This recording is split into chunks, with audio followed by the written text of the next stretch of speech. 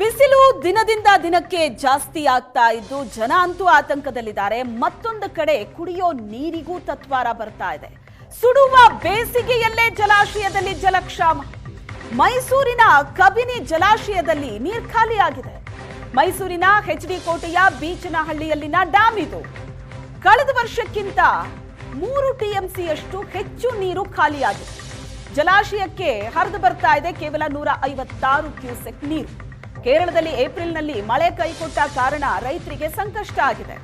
ಬೆಂಗಳೂರು, ಮೈಸೂರು, ಚಾಮರಾಜನಗರಕ್ಕೆ ಕುಡಿಯೋ ನೀರು ಕಷ್ಟ.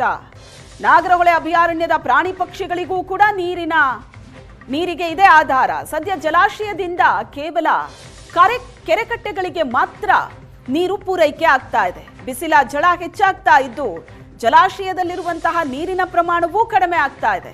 ರೈತರಿಗೂ ಕಷ್ಟ, ಕುಡಿಯೋದಕ್ಕೆ ನೀರಿಲ್ಲದೆ ಜನರು ಕೂಡ ಪರದಾಡೋ ಪರಿಸ್ಥಿತಿ. ಜಾನುವಾರುಗಳು ಕೂಡ ಸಂಕಷ್ಟದಲ್ಲಿವೆ. ರಾಜ್ಯ ರಾಜಧಾನಿ ಬೆಂಗಳೂರು ಜನರೇ, ಸಾಂಸ್ಕೃತಿಕ ರಾಜಧಾನಿ ಮೈಸೂರು ಜನರೇ, ನೀವು ನೀರು ಕುಡಿಯುವಾಗ ಬಹಳ ಎಚ್ಚರ. ಯಾಕಂದ್ರೆ ಇದು ಬೇಸಿಗೆ. ಇದು ಡಾಕ್ಟರ್ ಬೇಸಿಗೆಯಲ್ಲಿ ಹೆಚ್ಚು ನೀರು ಕುಡಿಯಿರಿ ಅಂತ ಹೇಳುವಂಥ ಸಂದರ್ಭ. ಅದೇ ರೀತಿಯಾಗಿ ನೀರನ್ನು ಬಳಕೆ ಮಾಡುವಾಗ ಭಾಳ ಎಚ್ಚರಿಕೆಯಿಂದ ಇರಿ ಅಂತ ನಾವು ಹೇಳ್ತಾ ಇರ್ತಕ್ಕಂಥ ಪರಿಸ್ಥಿತಿ. ಕಾರಣ ಇಷ್ಟೇ, ಬೇಸಿಗೆ ಜೋರಾಗಿದೆ. ರಾಜ್ಯದಲ್ಲಿರ್ತಕ್ಕಂಥ ಜಲಾಶಯಗಳು ಖಾಲಿ ಆಗ್ತಾ ಇವೆ. ನಾನೀಗ ಮೈಸೂರಿನ ಎಚ್ಡಿ ಕೋಟೆಯಲ್ಲಿರ್ತಕ್ಕಂಥ ಕಬಿನಿ ಜಲಾಶಯದಲ್ಲಿದ್ದೀನಿ.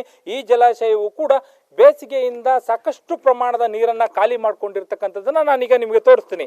ಇಡೀ ಜಲಾಶಯ ತುಂಬಿದಂಥ ಸಂದರ್ಭದಲ್ಲಿ ಯಾವ ರೀತಿಯಾಗಿ ಸಾಗರದ ರೀತಿಯಲ್ಲೇ ಕಾಣುತ್ತೆ, ಅಂತಹ ಜಲಾಶಯ ಈಗ ಬೇಸಿಗೆಯ ಬಿಸಿಲಿಗೆ ತತ್ತರಿಸಿ ಹೋಗಿ ಈಗ ಸಂಪೂರ್ಣವಾಗಿ ಒಂದು ಸಣ್ಣ ಕಟ್ಟೆಯಂತೆ ಕಾಣಿಸ್ತಾ ಇರ್ತಕ್ಕಂಥದ್ದನ್ನ.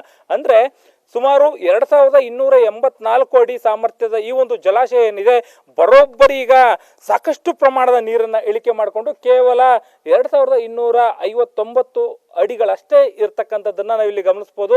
ಕಳೆದ ವರ್ಷಕ್ಕೆ ಹೋಲಿಸ್ಕೊಂಡ್ರೆ ಇದು ಬರೋಬ್ಬರಿ 3 ಟಿಎಂಸಿ ನೀರನ್ನ ಈಗಾಗಲೇ ಮುಂಚಿತವಾಗಿ ಖಾಲಿ ಮಾಡ್ಕೊಂಡಿರ್ತಕ್ಕಂಥ ಜಲಾಶಯ. ಈ ಕಾರಣಕ್ಕಾಗಿಯೇ ಕೂಡ ಹೇಳಿದ್ದು, ಜನ ನೀರನ್ನ ಬಳಕೆ ಮಾಡುವಂತ ಸಂದರ್ಭದಲ್ಲಿ ಗಮನದಲ್ಲಿ ಇಟ್ಕೊಳ್ಬೇಕು.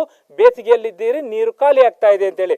ಅಂದ್ರೆ 59 ಅಡಿಗಳ ಈ ಒಂದು ಸಾಮರ್ಥ್ಯ ಏನಿದೆ, ಈಗ ಜಲಾಶಯದಲ್ಲಿ ಕೇವಲ 9 ಟಿಎಂಸಿಗಳಷ್ಟು ಕಳೆದ ವರ್ಷ ಇದ್ದಂತಹ ನೀರೇನಿದೆ ಅದು ಈ ಬಾರಿಗೆ ಕೇವಲ 6.54 ಅಡಿಗಳಷ್ಟು ಅಂದ್ರೆ ಟಿಎಂಸಿಯಷ್ಟು ನೀರು ಮಾತ್ರ ಇರತಕ್ಕಂಥದ್ದು. ಮೈಸೂರು ನಗರದ ಜಿಲ್ಲೆಯ ಹಲವು ಗ್ರಾಮಗಳು, ಅದೇ ರೀತಿಯಾಗಿ ಏನು ಬೆಂಗಳೂರಿನ ನಗರದ ಹಲವು ಭಾಗಗಳಿಗೆ ಕುಡಿಯೋ ನೀರಿಗಾಗಿ ಬಳಕೆ ಆಗಬೇಕು.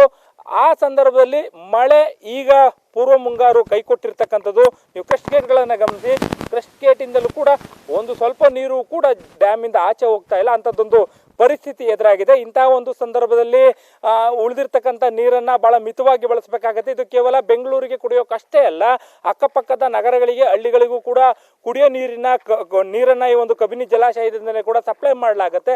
ಅದೇ ರೀತಿಯಾಗಿ ನಾಗರಹೊಳೆ ಅಭಯಾರಣ್ಯದಲ್ಲಿರ್ತಕ್ಕಂಥ ಕಾಡು ಪ್ರಾಣಿಗಳಿಗೂ ಕೂಡ ಈ ಒಂದು ಜಲಾಶಯದ ನೀರೇ ಕೂಡ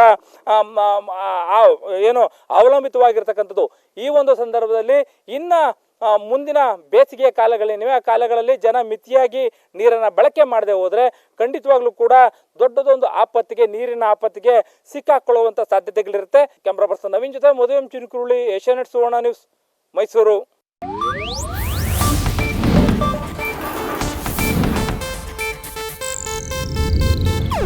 ಇದು ಏಷ್ಯಾನೆಟ್ ನ್ಯೂಸ್ ನೆಟ್ವರ್ಕ್ ಪ್ರಸ್ತುತಿ.